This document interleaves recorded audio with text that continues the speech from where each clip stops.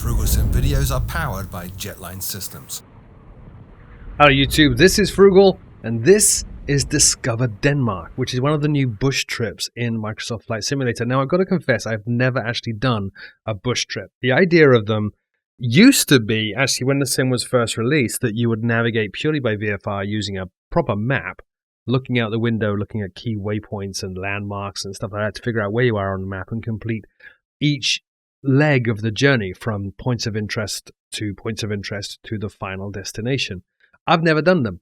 Now I say used to be because some of the more recent bush trips use aircraft that have G1000s in. So with the G1000 you actually get all the points of interest as waypoints on the GPS. You can use autopilot if you want to.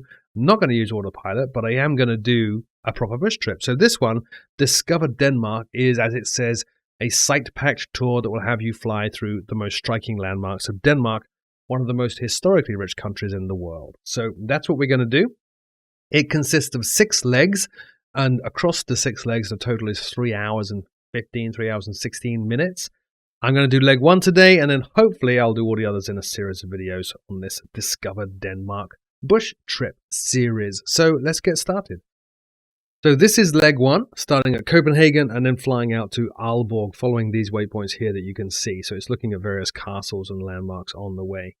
I believe we start on the runway in Copenhagen, ready to go. So I'm going to put the parking brake on and just look at what we have in the aircraft, set things up. Not going to use the autopilot unless I absolutely have to. Like if I have to look at other stuff in the cockpit, it's going to be handy, just like a real pilot would turn the autopilot on to maintain the aircraft's flight profile.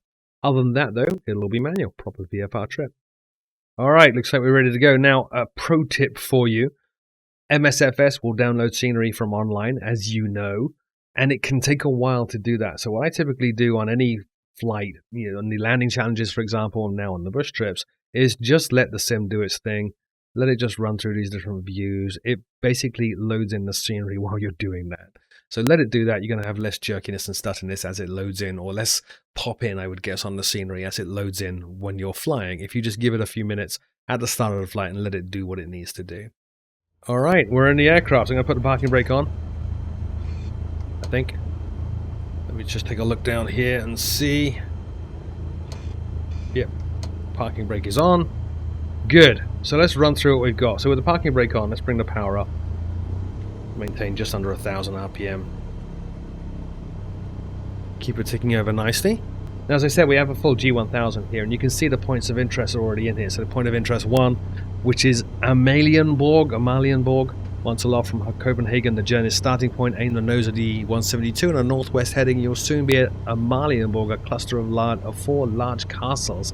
And then less than a mile away from that is Rosenborg Castle, which is a stately castle, an icon of the Dutch Renaissance style of architecture. So the points of interest are already in here. We're not going to use the autopilot, but the points of interest are in here. But what we can do is this. So if we pop on over here and we press, here's the autopilot panel. If we press nav, that will turn the flight director on. See that? And it's telling us which way to go. And it's telling us which way to go to intercept the course. That's the course line for the correct course to waypoint number 1. We're probably going to fly past that and then circle around to the right and come back and join up again, just because fly first, right? That's the first rule of piloting. Let's pop on down here, see where we're at with the lights. So all the lights are on except the taxi light. So nav, strobe, landing and beacon lights are on. Fuel pump needs to go on for a takeoff. Pitot heat also needs to go on for takeoff. In fact, at any stage of flight, so we'll turn those puppies on now. We're not going to use the flaps. And with all that done, all that remains is to remove the parking brake. Job done. Give it some beans and take off. So here we go. Aircraft pulling to the left, as you would expect from a Cessna. And full power.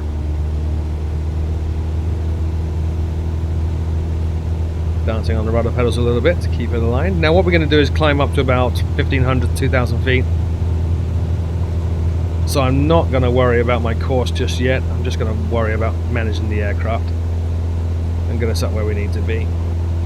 So now we're in the climb, we'll trim. So holding the trim till I don't need to apply so much pressure on the yoke.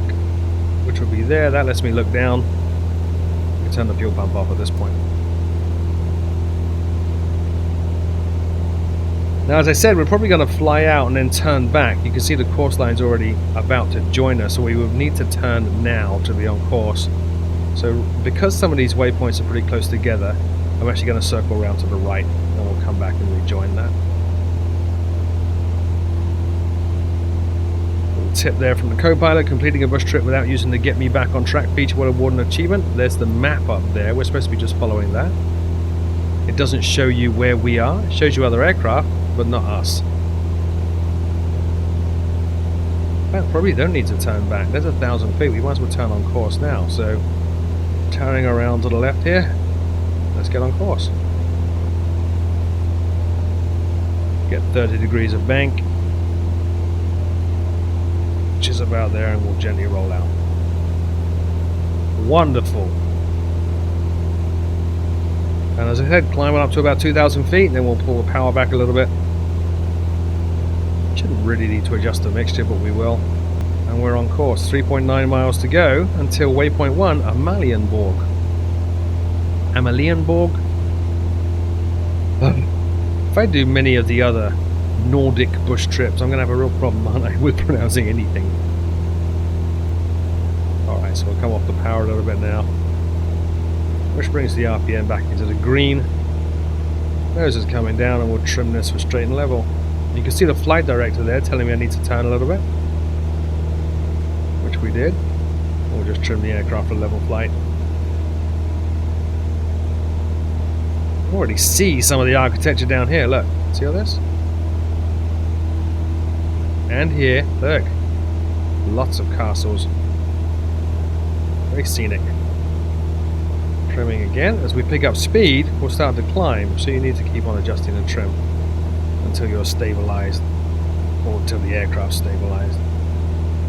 1.7 miles to go, so I think it's these castles down here.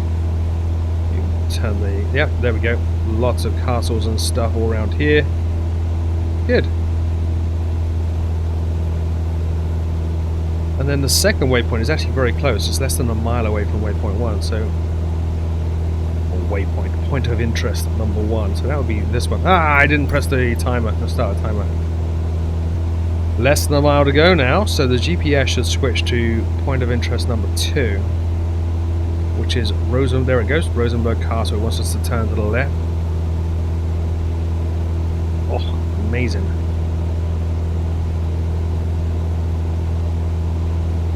Look at that. Amazing. Good job. And now points of interest number 3. Going to get on course. Oh, it's 1 mile away as well. Point of interest number 3 is a stadium.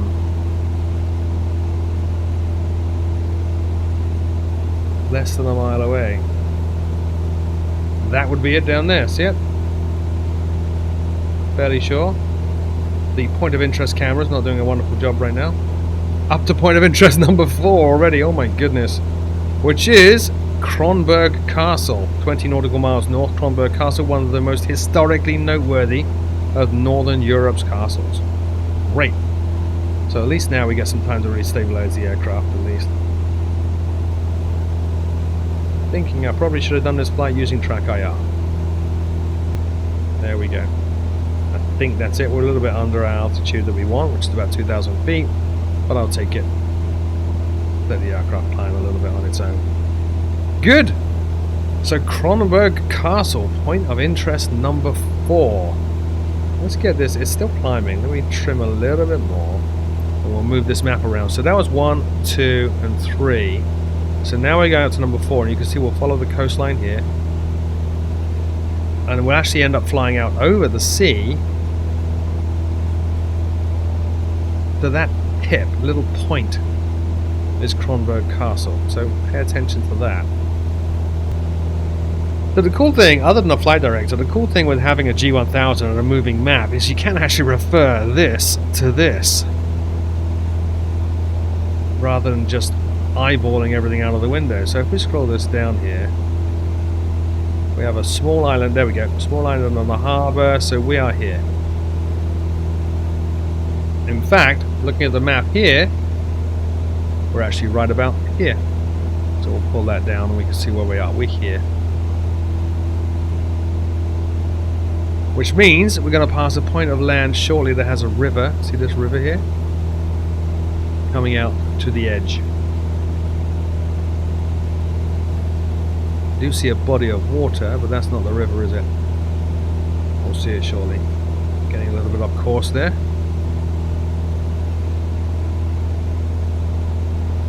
These bush adventures are a great idea. It really allows Asobo and Microsoft to showcase what's in the sim, and also gives you a chance to just do something. It gives you almost a mission, something to actually achieve, which I know a lot of people struggle with, having a flight simulator where you can do anything you want.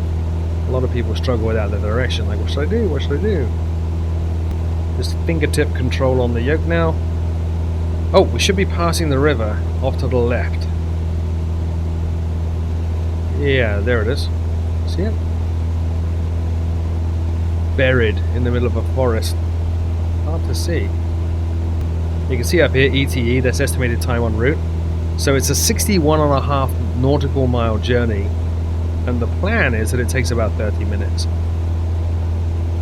So you can measure your performance against that. I'm probably going to be a little bit slower than that. A little bit high, so just going to put a little forward pressure on the yoke. I'm not going to do that with trim because the aircraft is actually nicely trimmed right now, so just a bit of forward pressure to descend, get us back to 2,000 feet, and then I should be able to just relax on the yoke and the aircraft will settle at the new altitude and speed. Obviously descending like this, the speed is going to increase, so watching the speed bar on the left there, if we get into the yellow we're getting dangerous. So 10 miles to go, and we know that Kronberg Castle is on a point of land. That's it right there. See it? I always struggle with flying over water. Those of you who saw my Blériot video know that it's actually very hard to gauge altitude or speed if you're flying over water. Nothing's really moving underneath you, and we're having that right now, this large body of water here, which I'm not sure if that's the sea. I think it might be. It's not providing very many visual clues as to how fast we're moving. Flight director providing vital clues as to how we need to adjust the aircraft, so just rolling to the right just to map up that yellow triangle with the magenta one, which has us flying exactly where the flight director wants us to be. This aircraft is actually very sensitive. I haven't adjusted the sensitivity of the yoke. This is the first time in a long time I've actually flown the default stock 172. Not having to move the yoke very much at all. Let's adjust the VFR map so we can see where we are. There. So we're about here. We're going to fly directly over the castle now.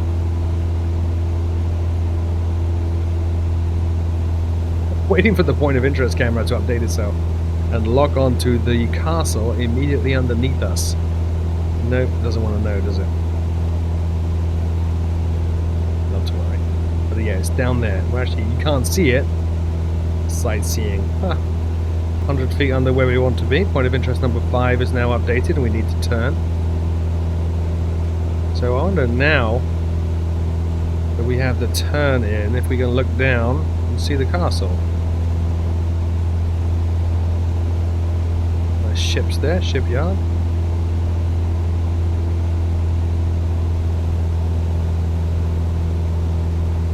Nope, it's there.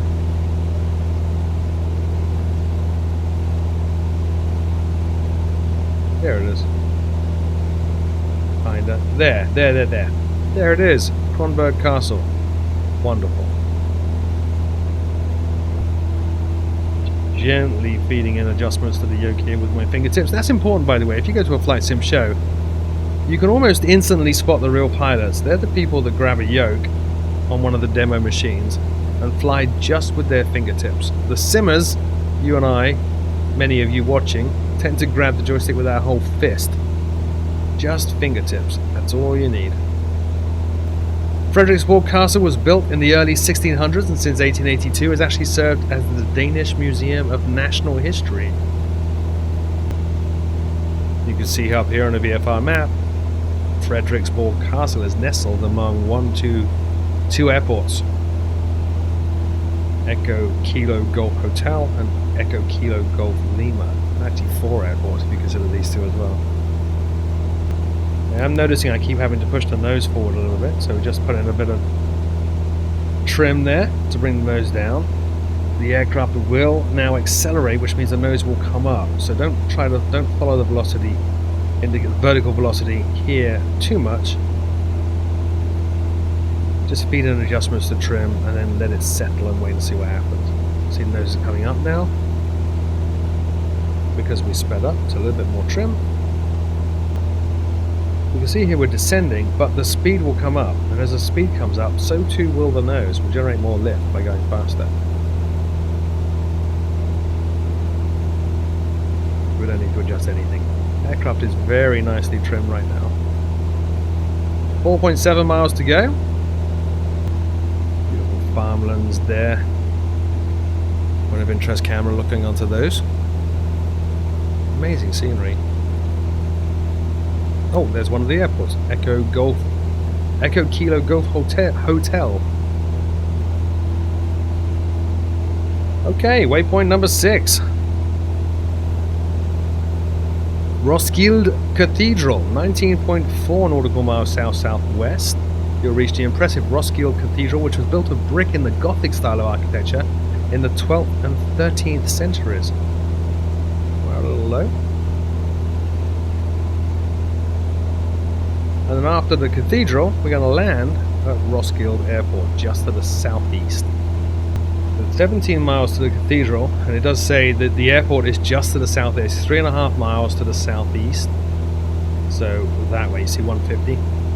So it's going to be about there, out of the window, once we reach cathedral. I just closed out the nav log on the VFR map. Nearing the end of this leg of the bush adventure, discover Denmark. Don't really need them at this point, so looking out for the cathedral, which is 10 miles away, and looking out for Roskilde Airport. Now there's no ATC in these bush adventures, don't need to contact the airport and find out where to land. Similarly, there's not much weather, there's barely any wind, so we could land on any runway realistically. Not realistically really, but you know what I mean. Would be nice if we had the option in these bush adventures to choose our own aircraft. Currently you don't, which is a little annoying. I did try to change the aircraft. I wanted to use the Just Flight Piper to do this. Just 5 miles to go now. I'm wondering if this large block here is the cathedral. I think it might be. Which means the airport's over here somewhere. Yeah, I think that is the cathedral. I'm fairly sure. Not a lot of detail on it at this distance, just looks like a big block. It's gotta be it. Oh, there's the airport. Flashing lights here. Yes, that's the cathedral.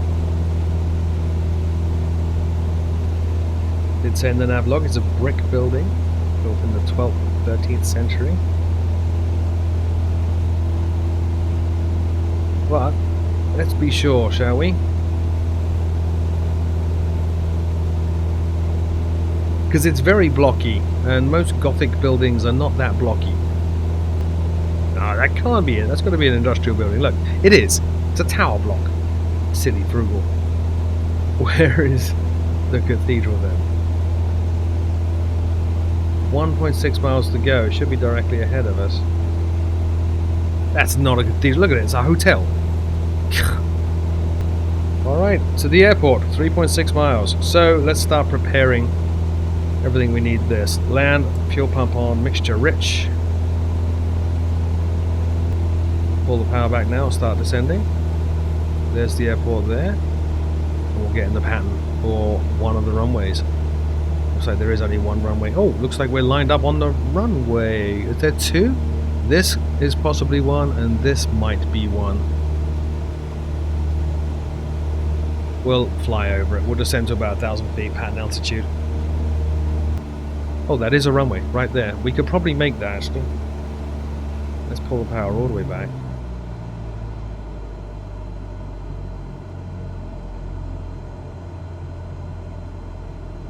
No, we're not going to make that, so we will go into a pattern here. The flight director is quite annoying now. We'll turn it off. We know where we are. We're going to land on that runway. Coming up on 1,000 feet, so bring in some trim. We'll hold 1,000 feet. Now, presumably, Roskilde Airport is one of the numerous airports that got updated. Obviously, when not obviously, but when Asobo produce an update, they typically update airports as well as scenery. Let's try and get a good view on that. There we are. Let's turn downwind, holding 1,000 feet.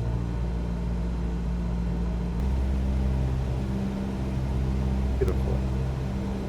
I do like this sim, especially now we're starting to get some of the high quality add-on manufacturers like PNDG in it. It's really maturing well. Okay, first stage of flaps, I think. Thought I had a view set up for that. Yeah, I did.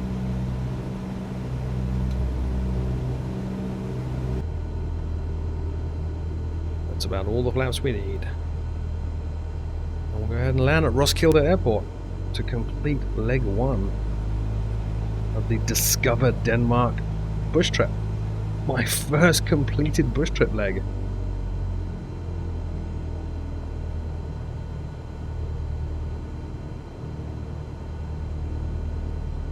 Label here.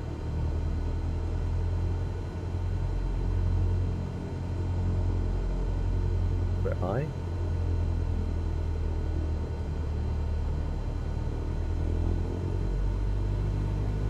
Adding some power to slow our rate of descent.